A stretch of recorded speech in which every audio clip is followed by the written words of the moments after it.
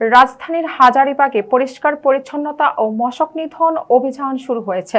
প্রতিনিধি নাসিম খান জানান, হাজারীবাগের 22 নং ওয়ার্ডের হাজী ইয়াসিন বানু স্কুল অ্যান্ড কলেজে এই মশক নিধন কার্যক্রমের উদ্বোধন করেন সড়ক পরিবহন, সেতু, রেলপথ ও নৌপরিবহন মন্ত্রণালয়ের মন্ত্রী শেখ রবিউল ইসলাম রবি।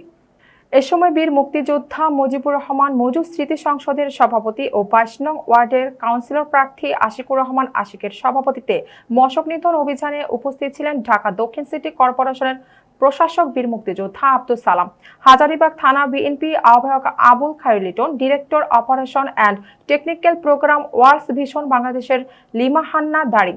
মশক নিধনের আয়োজন করেন মুক্তিযোদ্ধা মুজিবুর রহমান মজু স্মৃতি সংসদ ও ওয়ার্ল্ড ভিশন বাংলাদেশ।